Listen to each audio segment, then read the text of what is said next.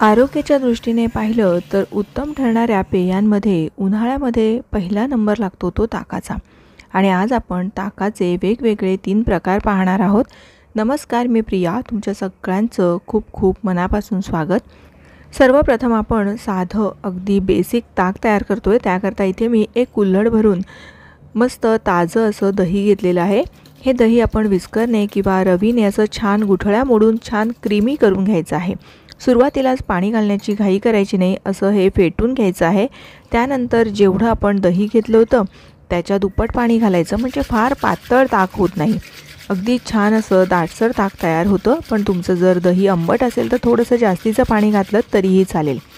खरं तर लोणी आपण जेव्हा तयार करतो त्यावेळेस हे असं घुसळून लोणी तयार केलं जातं आणि मग खाली शिल्लक राहतं ते ताक वापरलं तरीही चालेल. हे बघा, साधारण असं घट्टसरच मी हे ताक तयार केलं आहे. तुम्ही तुमच्या आवडीप्रमाणे घट्ट किंवा अगदी पातळ जसं आवडतं तसं ताक तयार केलं तरीही चालेल.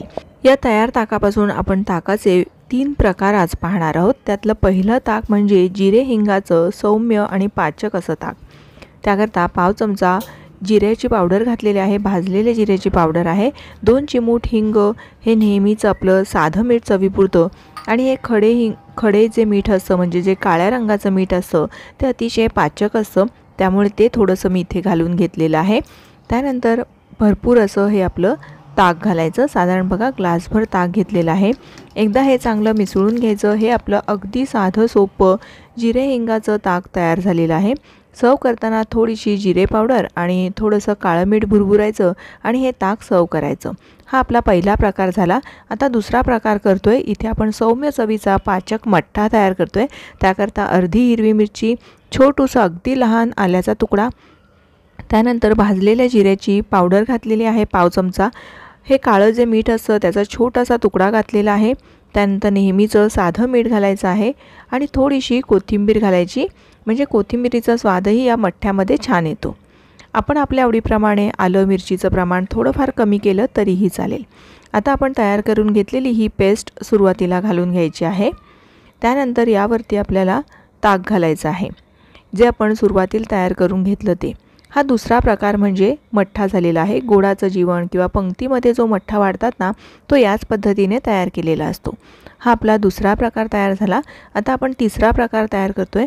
त्याकरता इथे मी 1 चमचाभर तूप चांगलं गरम करून घेतलं. त्यामध्ये थोडेसे जिरे, हिरव्या मिरचीचे तुकडे घातलेले आहेत, 2 चिमूट हिंग घातलं, थोडीशी कढीपत्ता आणि कोथिंबीर घातलेली आहे फोडणीमध्ये. ही फोडणी छान अशी तयार झालेली आहे. ही आपण कोमट होण्यासाठी थोडा वेळ बाजूला ठेवून देऊयात. त्यानंतर एका ग्लासामध्ये आपल्याला हे आपण जे सुरुवातीला तयार करून घेतलेलं बेसिक ताक आहे ते घालायचं आहे. त्यामध्ये आपण मीठ किंवा जिरे पावडर काहीच घातली नव्हती, त्यामुळे थोडंसं काळं मीठ आणि थोडंसं साधं मीठ घातलेलं आहे. त्यानंतर जी आपण तयार करून घेतलेली फोडणी आहे ती थोडीशी कोमट झाली की मग घालायची, कारण इथे आपण तुपाची फोडणी केलेली आहे. जर थंड ताक असेल तर तुपाची फोडणी घातली तर ती थिनली जाते, त्यामुळे शक्यतोवर थंड ताक घेऊ नये.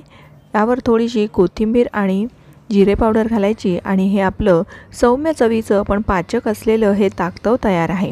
हे प्यायल्याने आपल्याला ताक जरासुद्धा बाधत नाही, म्हणूनच याला फोडणीचं ताक किंवा ताकतवसुद्धा म्हणतात. तुम्हीसुद्धा या पद्धतीने ताकाचे प्रकार करून पहा आणि तुमचा अनुभव माझ्यासोबत शेअर करा.